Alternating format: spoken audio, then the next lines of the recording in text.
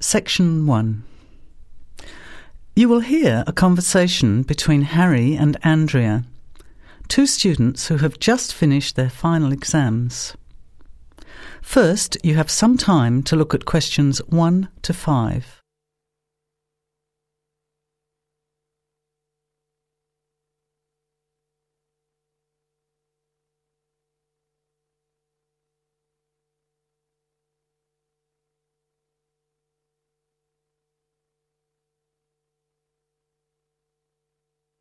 Notice that an example has been done for you. This time only, the conversation relating to the example will be played first. Hi, Andrea. How are you feeling now that exams are over? It's fantastic to have finished, isn't it? And to sleep in every morning. What about you? The student is happy to have finished exams, so you circle B. Now, let's begin. Answer the questions as you listen. You will not hear the recording a second time. Listen carefully to the conversation and answer questions 1 to 5. Hi, Andrea. How are you feeling now that exams are over? It's fantastic to have finished, isn't it? And to sleep in every morning. What about you? Well, I've been catching up on sleep too, but I've got a lot to do before I leave for England. Perhaps you could give me some advice. I've got a lot of things I can't possibly take back with me, but I don't know what to do with them. Well, it depends on what sort of things they are and whether you're thinking of giving them away or selling them. Well, almost everything. Furniture, the fridge and other kitchen stuff that I bought from the previous tenant. But the new people have already got what they need, so they're not interested in buying stuff from me. I can't afford to give it away, but I'm not sure how to sell it all. Oh, and there are some clothes and books as well. Why can't you take them? The books are really heavy. It's so expensive if you exceed the airline baggage allowance. And the clothes just won't all fit in my suitcase. It's amazing how much stuff I've accumulated since I've been here. Anyway, I don't think I'll need as many summer clothes in England as I have here in Australia. I see. Well, there are several alternatives. First of all, you could put up notices around the university about the books. You know, on the notice boards in the Student Union building and in the economics department. Anywhere second and third year students will see them. People are always keen to buy cheap textbooks. OK, what should I say on the notices? Just put the titles, authors and price you want, your name of course, and maybe put your phone number on those little tear-off tags. That's a good idea. And what about the furniture? You could try doing the same thing, but usually students are away all summer, so they don't want to buy furniture now. Another place to try might be a second-hand shop. Someone from the shop will usually come around and give you a free quote, and then you can decide. But you don't usually get much money for that sort of stuff. Before you hear the rest of the conversation, you have some time to look at questions 6 to 10.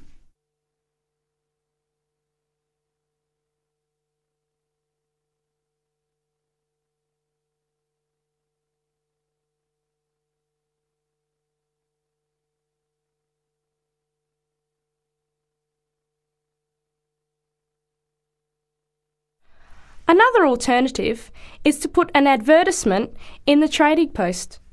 Do you know that paper? It comes out every week advertising things people want to sell. You have to pay to put the advert in and then hope people phone. Give them as much information as possible, and if they're interested, invite them to come and have a look. The hard part is agreeing on a price. No, I haven't seen the Trading Post. But I should have a look at it, and I could advertise the fridge, the microwave and the furniture. But the kitchen stuff isn't really that good. You know, old cutlery, a few pots and pans and some plates and things. What shall I do with them? Well, another option is to donate the kitchen things to a charity shop. You know, like the Salvation Army or St. Vincent de Paul? Why don't you get a second-hand shop to give you a quote first? Yes, I could do that. Find out how much they'll give me and then decide whether to sell them or give them away. But I've still got the clothes. A charity shop will take them too, as long as they're in good condition.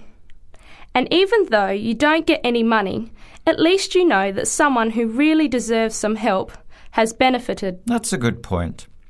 I'll advertise the expensive stuff, the furniture, and donate the clothes and kitchen stuff.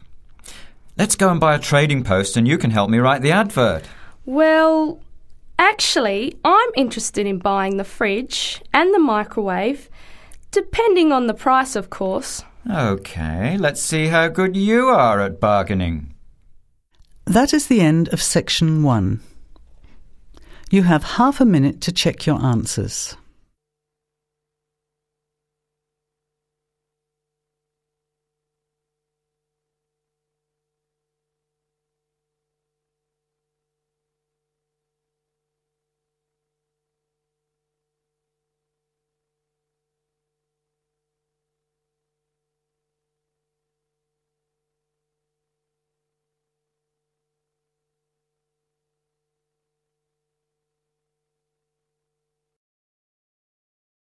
Now, turn to section 2.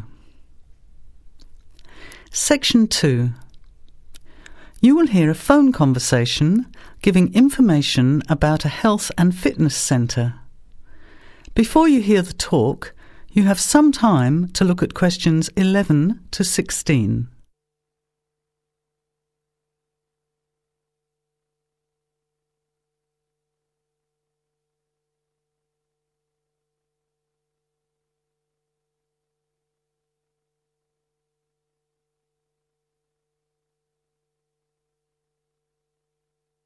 Now, listen carefully to the first part of the talk and answer questions 11 to 16.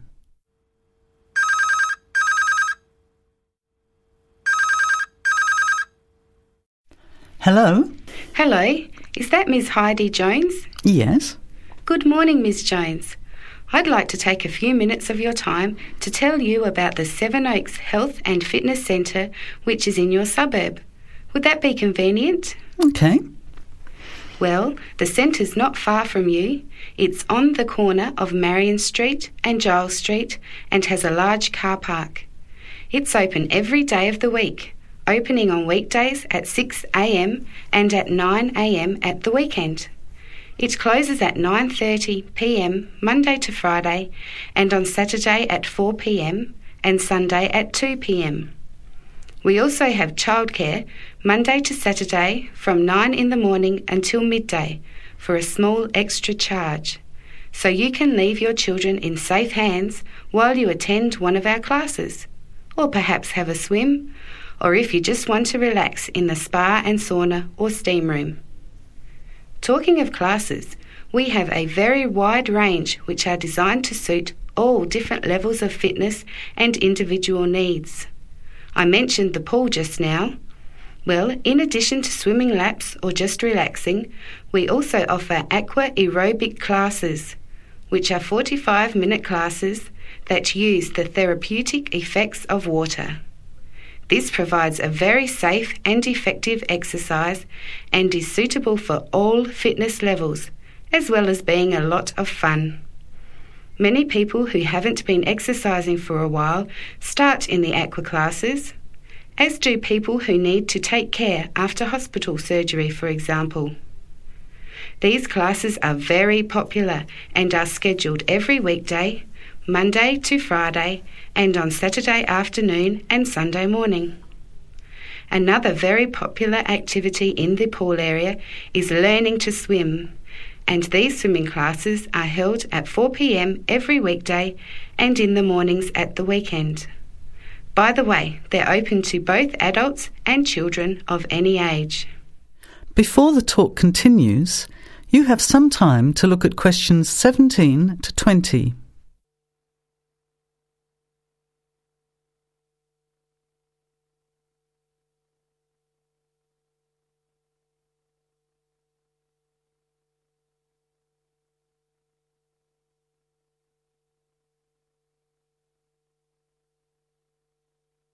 Now, as the talk continues, answer questions 17 to 20. Now, it would take too much of your time to tell you in detail about all our programs, as we have a very wide range of activities at different times. However, I'll just outline some of them. Our super circuit classes are extremely popular, and you get a good aerobic workout while toning your muscles. They're easy to learn, as you combine using hydraulic equipment with exercises guaranteed to give you a good cardio workout. The teachers are very good and there's a fun atmosphere. And the classes are very effective in assisting weight loss, relieving stress, lowering blood pressure and generally increasing fitness. Oh, and I haven't mentioned our range of aerobic and step classes of different types which suit all levels. Our specially designed aerobics room holds over 55 people, and our highly qualified and trained staff can advise you as to which class might suit you. We are inviting you to a free 1-week trial period when you can come and try any of the classes or activities before you make the decision to join. By the way, there is also a large and very well-equipped gym, where we offer free fitness assessments and you can have an individual program designed just for you. Also, the cardiovascular room has the latest range of machines which help you burn fat, increase your fitness, or just warm up. They're very popular, as you can forget all about the calorie burning by watching your favourite music videos on TV while you exercise. Right now we have a very special new member joining fee offer, which allows 2 memberships for the price of 1, a real bargain. So if you can, bring along a friend who'd like to get fit as well in time for summer.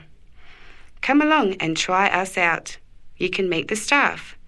Try out some of the classes for a week, absolutely free. And then, if you like us, sign up for only $110 each for 6 months. Thanks for taking the time to learn about the centre, and I hope we'll see you there soon, Heidi. I'll put one of our brochures in the mail for you right now. Bye for now. That is the end of section 2.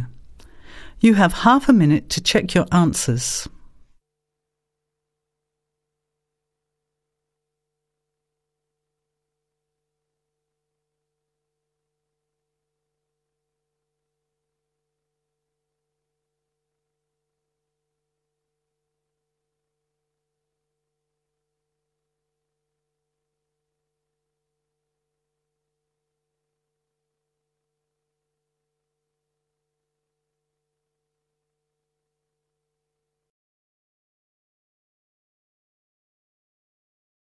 Now, turn to section 3. Section 3. You will hear 2 business studies students, Evelyn and Mark, preparing for a seminar presentation. Before you hear the conversation, you have some time to look at questions 21 to 25.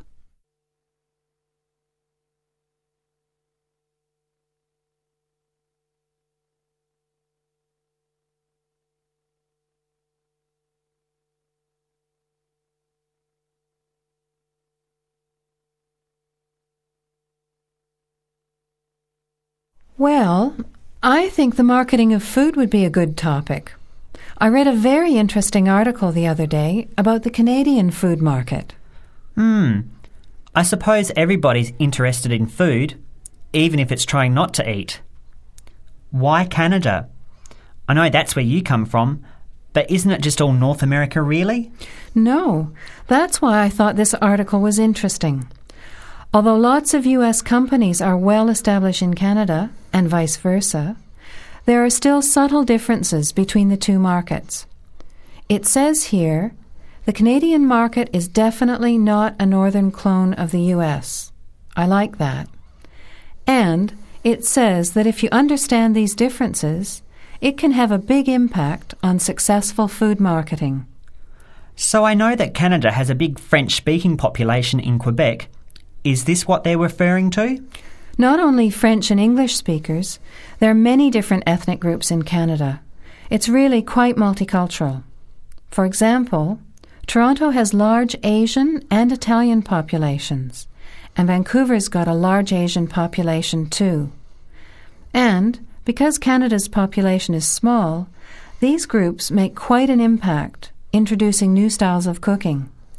So you can see lots of unfamiliar vegetables and things in the markets, and new restaurants are opening every day. It's great if you love trying out new foods, as many people do. Which kinds of food are becoming popular? Well, some Asian food, I'd say, has been popular for quite a while, like Chinese. But now, Southeast Asian restaurants are becoming very fashionable. Then there's Mediterranean, of course, such as Greek, Italian, and so on. But Caribbean and Mexican food is really taking off among young people these days. So are the supermarkets starting to stock the ingredients that are needed to prepare these foods at home? You know, all those unusual condiments and sauces. Yes, that's right. It's quite interesting going to the supermarket, isn't it? And noticing how they're introducing sections for foods of different nationalities. You can buy quite exotic products locally these days. The article mentioned that 80% of the Canadian retail market is controlled by 8 major national supermarket chains, so that when they introduce changes, they can happen quite rapidly. OK. Well, how are we going to organise this seminar then? I made some notes on the trends in the Canadian market, about changing tastes, and also patterns for where food is consumed. I thought maybe we could summarize it into a chart or table, and maybe use the overhead projector to present it. Good idea. Maybe I could have a look for similar trends and tastes in Australia and the UK for comparison. Let's have a look at what you found. Before the conversation continues, you have some time to look at questions 26 to 30.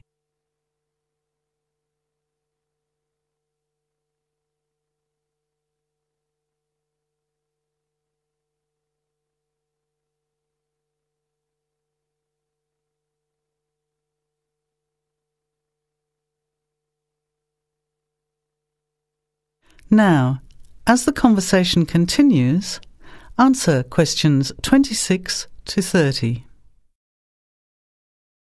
The most significant trend, it seemed to me, was that Canadians are definitely interested in healthy food. For example, did you know that salads are the 3rd most commonly eaten food in Canadian restaurants? Really? What about organic food then? Is that becoming more popular? Yes, it's definitely moving into the mainstream compared to a few years ago. And a recent survey showed that 4 out of 5 shoppers said that they check the fat and nutritional information on the packet when they're deciding what to buy. What other trends did you find out? There's one change I noticed straight away when I was home last year, in the meat department. You know, here the meat packaging says rump steak or 4-quarter chops and so on. Well, they discovered that most consumers these days didn't know what to do with these roasts and rounds and ribs. So the government approved a new naming system for cuts of meat, which is related to the required cooking technique. What a good idea. I've never really understood the difference between sirloin, rump, round and all those names. So how many new categories are there? 8. There are 3 kinds of steak, for grilling, for marinating, and for simmering. And then there's what they call quick-serve beef, for stir-fries, I suppose. And premium oven roast, pot roast, and stewing beef. It's a great idea, isn't it? I hope it catches on here. I agree. Any other trends that you thought were significant? Well, what's really interesting is what the article called mobile meals. In other words, more and more Canadians are eating meals away from home, but not just eating more junk food. They're projecting a 40% increase in snack food sales over the next 3 years, and the growth is coming from healthy snacks. You know, the ones that have less cholesterol and fat, such as muesli bars, health food bars, and those types of products. Apparently, in the food marketing jargon, they're called nutritious portable foods, which means healthy snacks. The other major trend is that young people are doing more of the food shopping these days, so marketing has to be aimed more at them, as well as more conventionally at the mother. Thanks, Evelyn. I think we'll have an interesting discussion about these trends and the comparisons with other English-speaking countries. I'll see if I can get some information about them to compare with yours, and meet you on Friday to put it together. See you then. Bye. That is the end of section 3. You have half a minute to check your answers.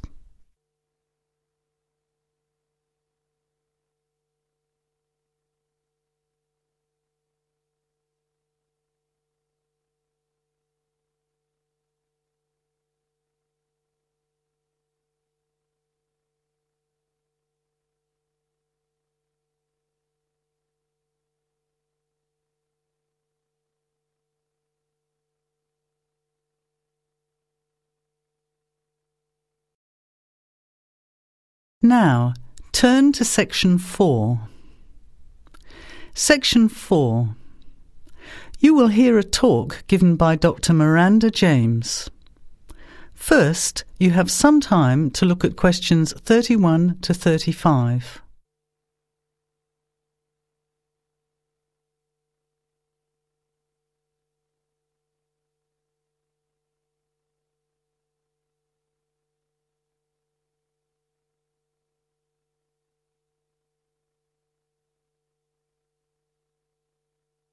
Now, listen carefully to the talk and answer questions 31 to 35.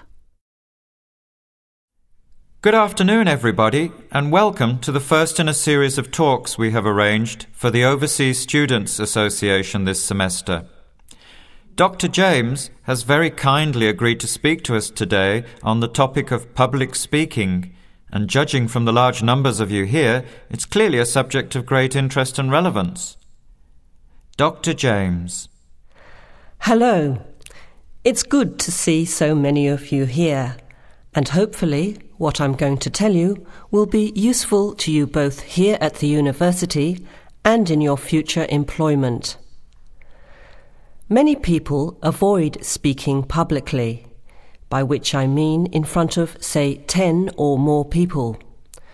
Not because they lack the ability, but mainly because they lack confidence, which is really only due to lack of practice. Today, as a consequence of the influence of television, audiences expect speakers to be relatively brief and to the point, in addition to being well-informed and interesting or entertaining. Probably the most important part of public speaking is what you do beforehand, by which I mean preparation.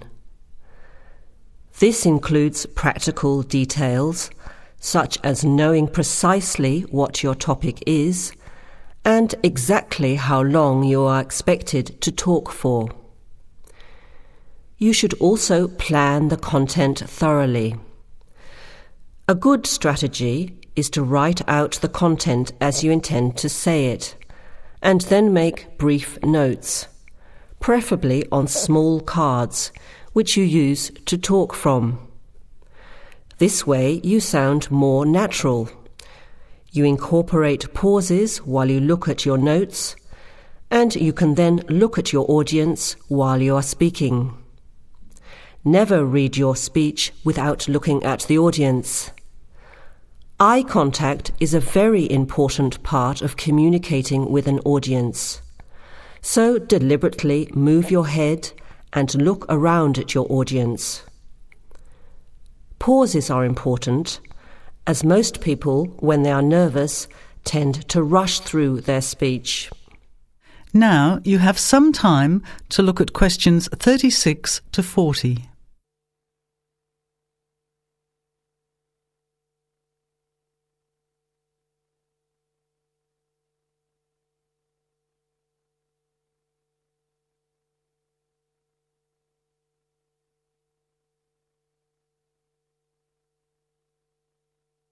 Now listen and answer questions 36 to 40. Practice speaking slowly. This gives you more time to pronounce your words correctly. It's always easier for your audience to listen to someone whose speaking is clear and calmly paced, so that they can understand the ideas being explained. And the bigger the group, the more slowly you should speak. Remember to project your voice, speaking clearly to the person furthest away from you. It's a good idea to rehearse and record yourself. Pay attention to your intonation when you listen to yourself. It's even harder if you're speaking in a second language, I would imagine. But there's nothing worse than listening to a flat, monotonous voice. So try to vary your tone and rhythm. This will add meaning to your words. Lastly, pay attention to both your posture and your gestures. A confident person stands or sits in a small group with their head up, chin out, and shoulders back. Try to avoid scratching or fiddling with your hair or beard, or pens, jewellery, and so on. These movements can distract and irritate your audience. Yet you may be unaware of them yourself. Another reason for rehearsing, preferably with feedback from a friend, or better still, on video. I hope these few tips will make your experience of speaking in public a little easier. Remember, practice makes perfect. That is the end of section 4. You now have half a minute to check your answer.